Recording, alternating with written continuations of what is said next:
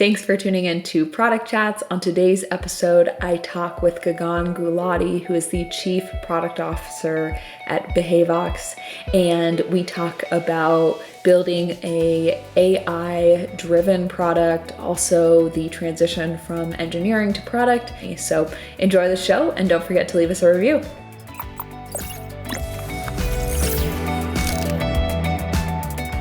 Hey Gagan, thanks so much for coming on today. Oh, thank you so much for having me. Awesome. In a minute or less, can you tell us about yourself? Yes, my name is Gagan Gulati. I am the Chief Product Officer at Behavox.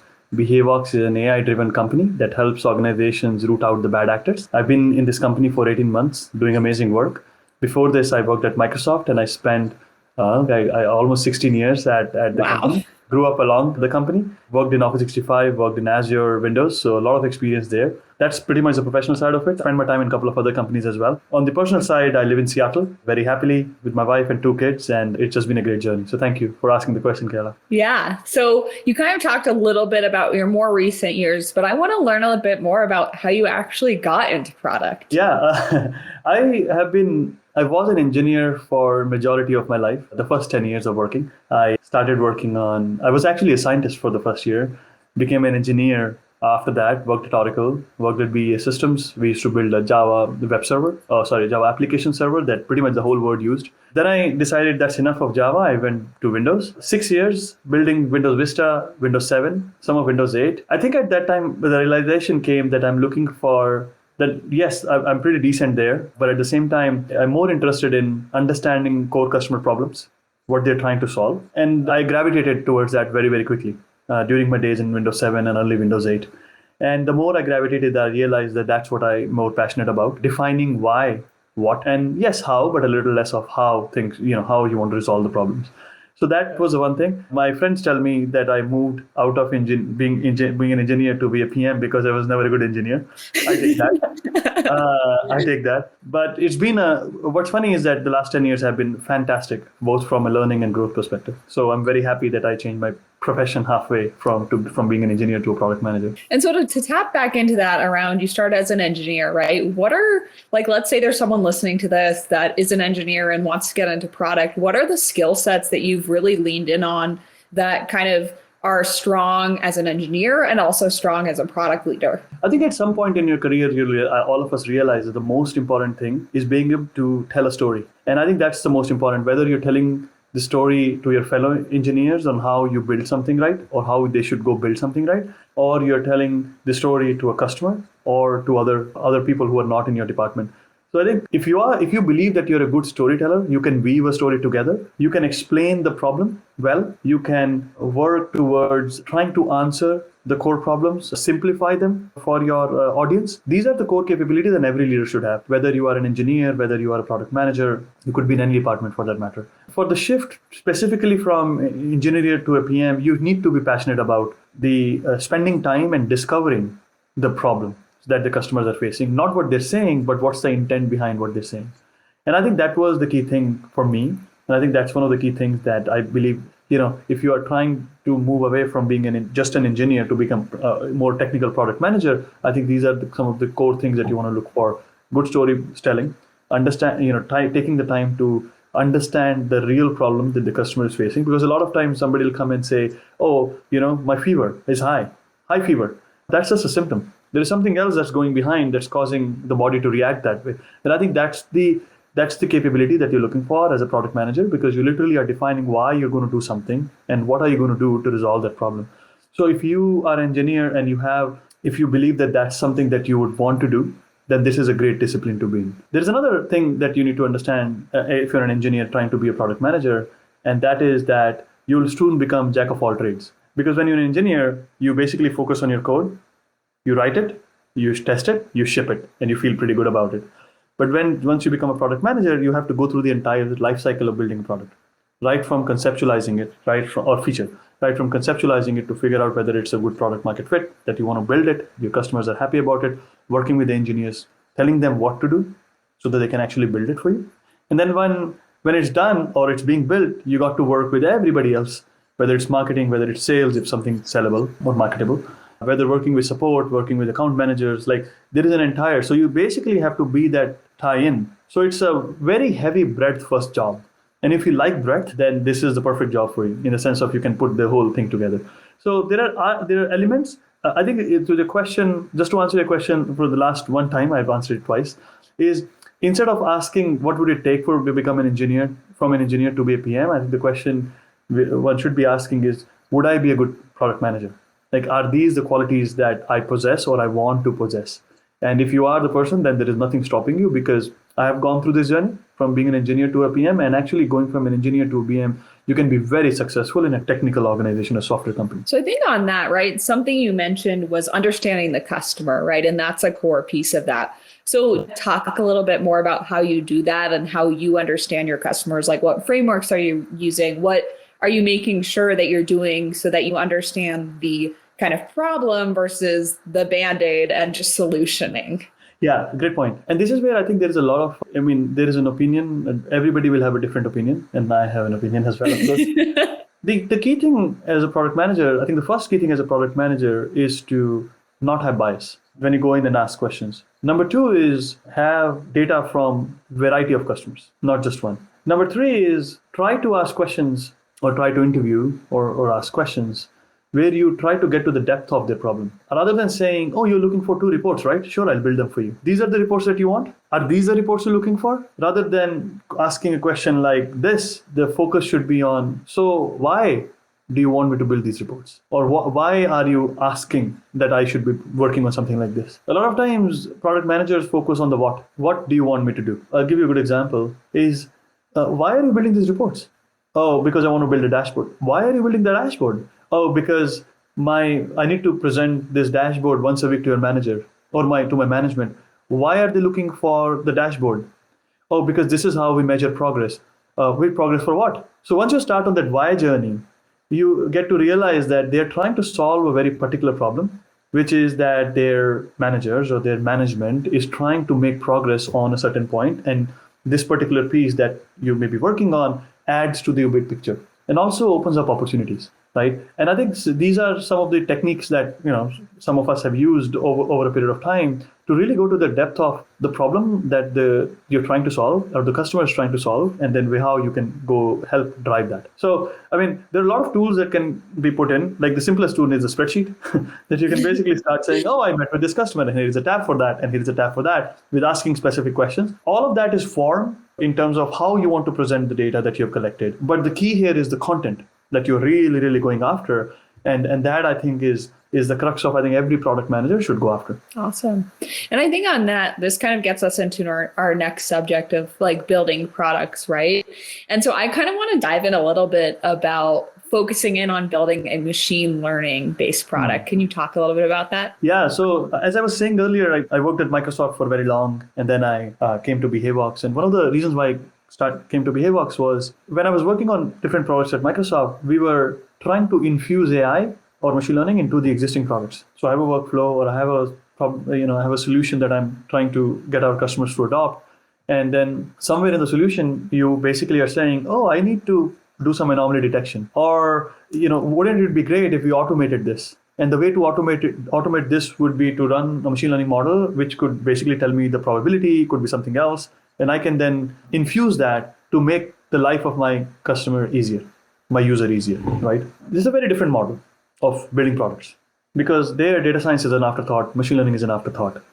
Afterthought in the sense of it plays a small role in the big picture. The word that I've lived in the last 18 months at Behavox is a completely different word. So instead of going the AI-infused or machine learning infused word, you're talking about an AI-driven or machine learning driven word, right? Which is, your whole concept is around the problem you're trying to solve can only be solved if machine learning was sitting at the core, and you're trying to build from there.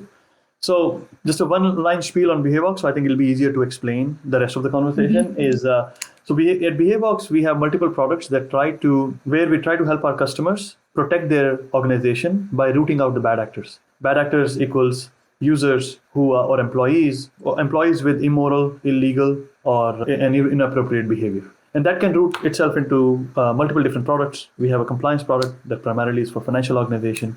We have insider crime product, which is all predictive. and catching the bad actors before bad things happen, and then conduct, which is also very similar. So when you have products that are focused on predicting who, for example, is the highest risk individual in your organization. So that's our Insider Crime product, whose job is to use all the data that's available for that person or that individual and come back and say, is this person a high risk individual for the organization? And there could be multiple different indicators. For example, is this person going through financial distress? Is this person going through depression? Is this person being bullied at work? Is this person there could be many such factors, and there is a set of, we call them indicators, that put together. The outcome is literally, is this person high risk individual or not, that you should be watching for, literally. Now, this outcome can be sitting on a dashboard as a yes or a no.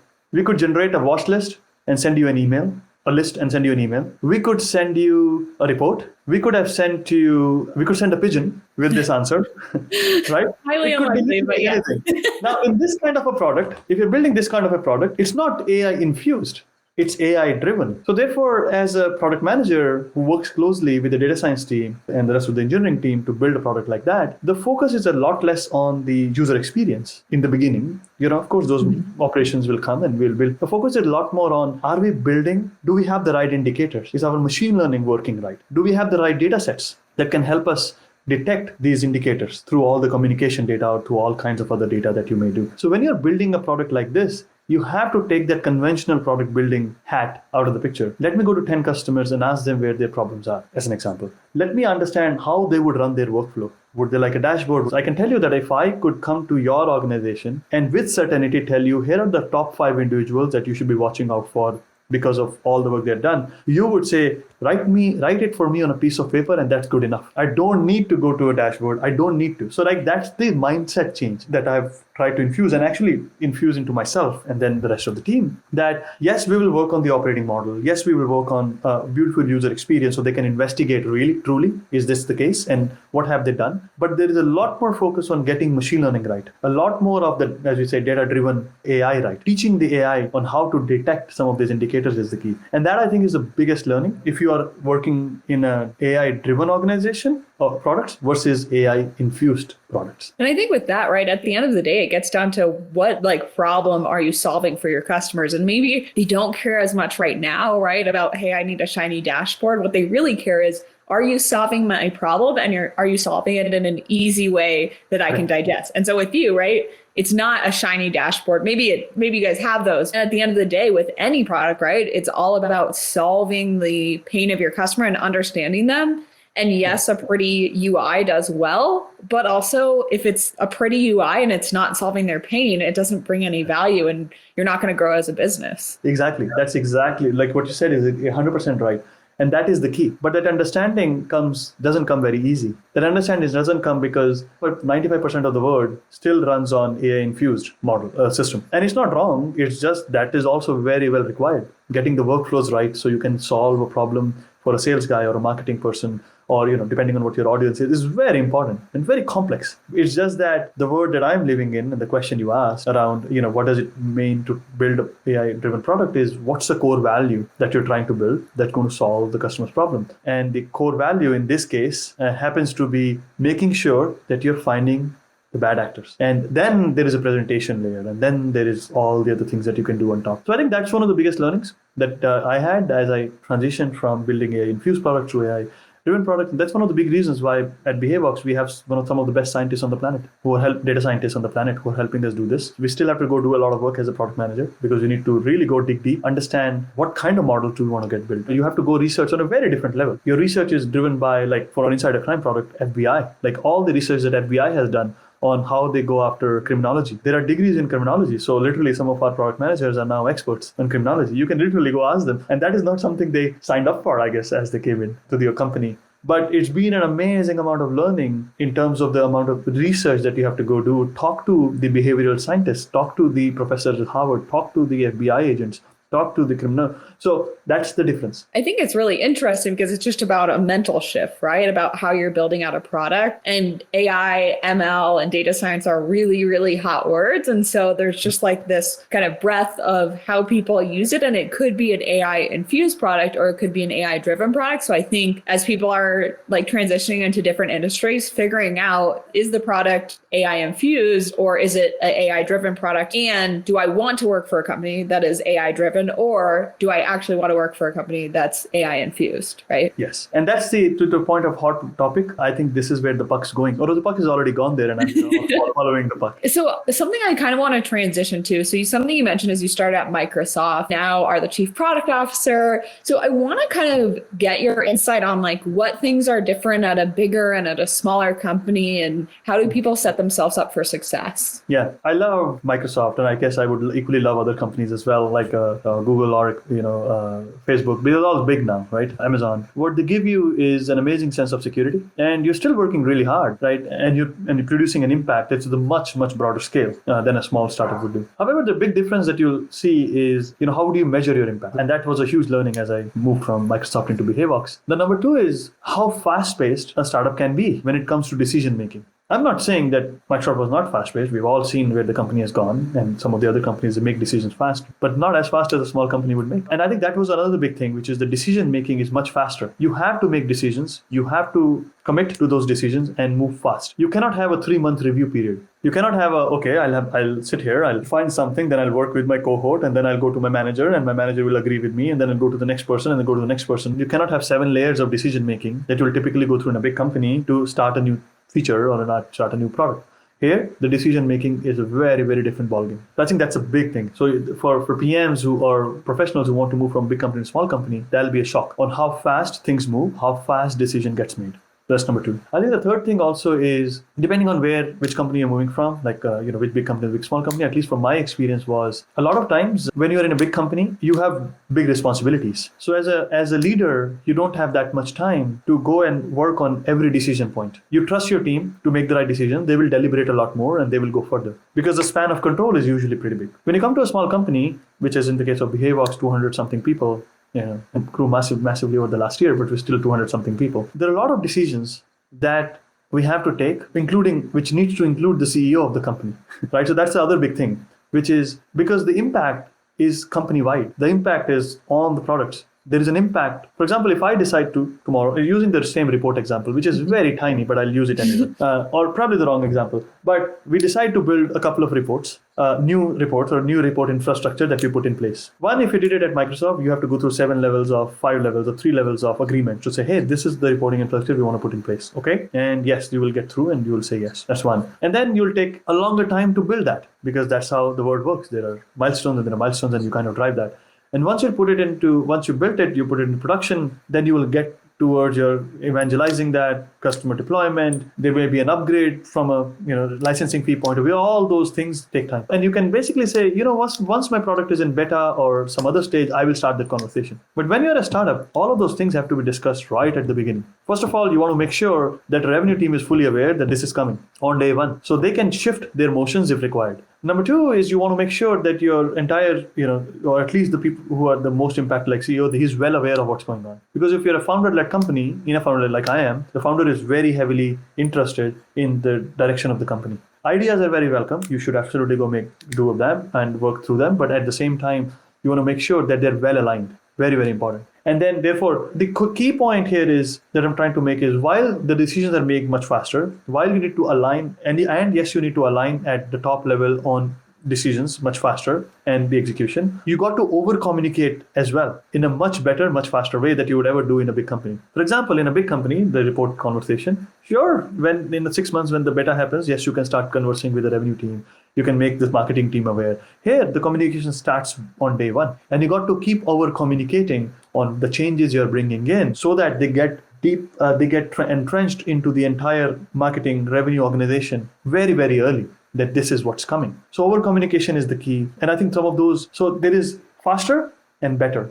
You got to do both. And that is a lot of talk, but these are real life instances of things that I have seen, that things that I would say, this can wait. easily wait. Don't worry about talking to the go-to-market team yet. Don't worry about talking to the sales team yet. There will be a time. Here, there is no time because you're always pushing, driving forward at a much, much faster pace. So, I just kind of spoke through a few of them. And the last one I would definitely add is, if you thought that you were in a big company and a product manager, and you thought that you have a span of, you have a big span, oh, I'm working with this and I'm doing that, you don't even know what you're getting into in a startup, because you have to have the end-to-end ownership of your product way more than you would do in a big company. In a big company, there's a dedicated department for marketing. There's a dedicated department for doing something else. There are frameworks in place built over the last 10, 15 years. When you come to a small company, there is nothing. You have to start from ground zero every time. There is nobody who's going to help, because by default, you are cash crunched, you are resource crunched. So while you may be building a new feature, trying to get to your marketing team, they may be saying, no, we are just 2 people or 5 people, and we're working on something that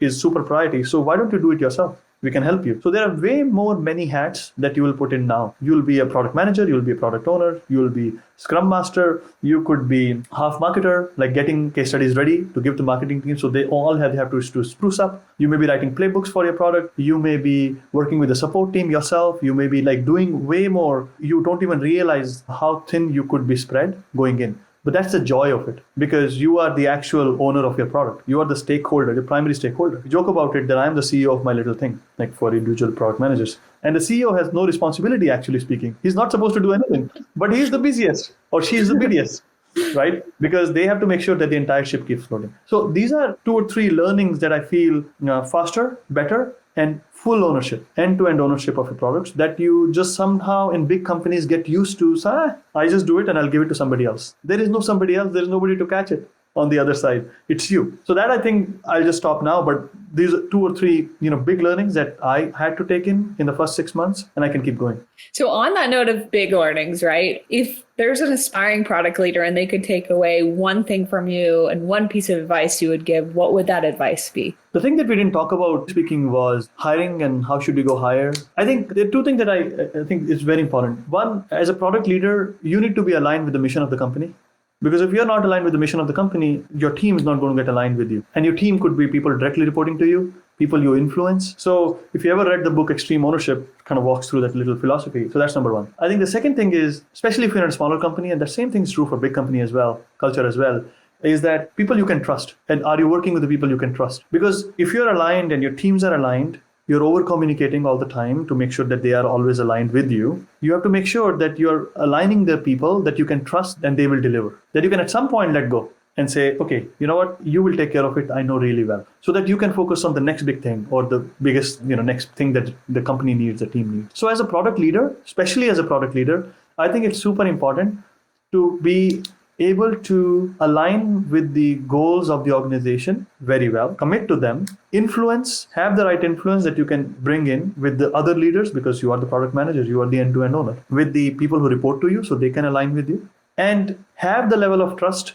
with everybody around you, especially the people who work for you, so that you can continue to lead on next, on the big things and drive your team forward. And you are rest assured that your teams are performing at the level you want them to perform, and you have the trust in them. So, and that's one of the things that I've tried to learn from the past, at Microsoft, at Oracle, and at other companies, and I've tried to bring in even at Behavox, not just to myself, but to folks who report to me. So on that note, you mentioned hiring. What roles are you hiring for right now? So in the company that I'm in right now, we are hiring for product managers. We are hiring for the documentation team reports to me. The UX design team report to me. So we are hiring across the board pretty much. We have built a pretty decent team over the last year and a half. So now we are focused on bringing in more fresher talent into the organization, because we have a pretty decent leadership bench with us right now. But the company is growing, and it's growing fast. So, there are always opportunities. If there's a strong product manager or a design person or others who are looking to work in a company that's AI-driven, cutting edge all the time, and working on products that I believe are going to be game-changing in the coming future, then I'd love to have a chat. Awesome. And then on the note of chatting, where can people reach out to you? The best thing to do is LinkedIn. Just search for me on LinkedIn. It's the easiest, and just connect with me, and then we'll go from there. Thanks again to Gagan for joining us on today's episode of Product Chats. If you want more product management resources, head over to canny.io/blog.